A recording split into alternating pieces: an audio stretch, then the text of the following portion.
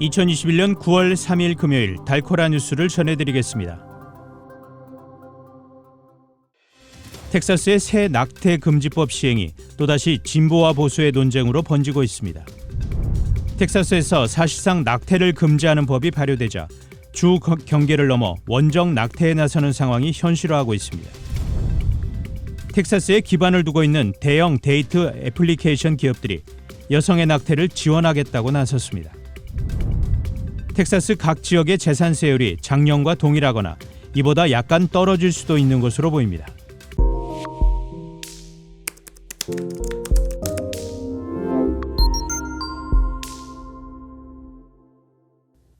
텍사스의 새 낙태 금지법 시행이 또다시 진보와 보수의 논쟁으로 번지고 있습니다. 조 바이든 대통령은 연 이틀간 텍사스의 새 낙태 금지법을 막지 않은 연방 대법원을 맹공격했습니다. 어제 바이든 대통령은 또다시 성명을 내고 젠더정책위원회와 백악관 법률고문실에 범정부적 대응 착수를 지시한다고 밝혔습니다. 이어 보건복지부와 법무부 차원에서 어떤 조치를 취할 수 있는지, 법적 수단에는 어떤 것이 있는지 살펴보라고 했습니다. 보수 진영에서는 전국적으로 1973년 여성의 낙태권을 인정한 로 대 웨이드 판결의 번복을 노리고 있습니다. 미국에서는 낙태권에 대한 입장이 보수와 진보를 가를 정도로 중요한 사안입니다. 결국 낙태권을 둘러싸고 불붙기 시작한 논쟁은 내년 말 중간 선거까지 영향을 미칠 것으로 보입니다. 텍사스에서 사실상 낙태를 금지하는 법이 발효되자 주 경계를 넘어 원정 낙태에 나서는 상황이 현실화하고 있습니다. 사실상 임신 6주 이상의 낙태를 허용하지 않기 때문에 주내 낙태 클리닉 곳곳은 법 시행 직전 낙태를 원하는 여성들이 몰려들면서 대혼란이 빚어졌습니다. 포트워스의 한 낙태 클리닉 네트워크에는 법 시행 전날인 8월 31일 여성 117명이 찾아온 것으로 전해졌습니다.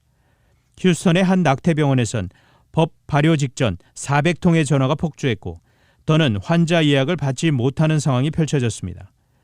또한 낙태시술 의료진과 그 조력자를 확인해 소송을 제기하면 $10,000 보상금을 지급하는 조항이 마련되면서 이를 노린 현상금 사냥꾼도 등장할 태세입니다.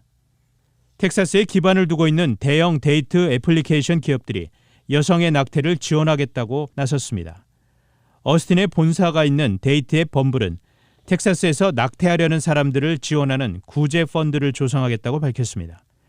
달라스 기반 온라인 데이트 서비스 업체인 매치그룹의 샤 두베이 최고 경영자도 직원들에게 보낸 메모에서 개인적으로 펀드를 조성해 주 바깥에서 낙태 시술을 받을 필요가 있는 직원과 부양 가족을 지원하겠다고 발표했습니다.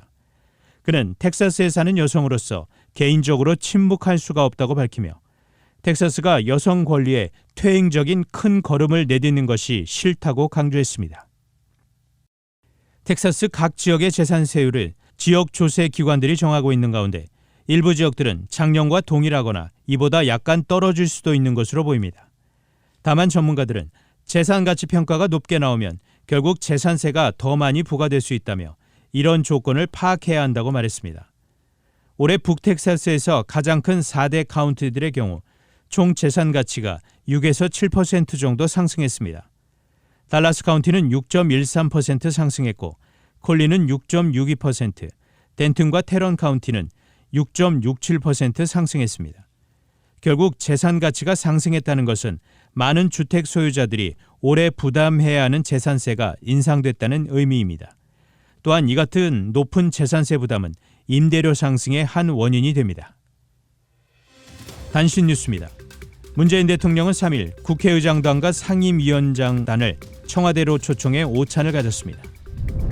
한국 정부가 현행 사회적 거리두기를 다음 달 3일까지 연장키로 한 가운데 사회적 거리두기를 강화하는 방식의 방역 정책은 실효성이 줄어들었다는 주장이 3일 나왔습니다. 스가 요시히데 일본 총리가 오는 29일로 예정된 집권 자민당 총재 선거에 입후보하지 않겠다고 밝혔습니다. 스웨덴 출신의 세계적인 팝그룹 아바가 활동 중단 40년 만에 새 앨범을 냈습니다. 지금까지 9월 3일 금요일 달코라 뉴스 최은준이었습니다.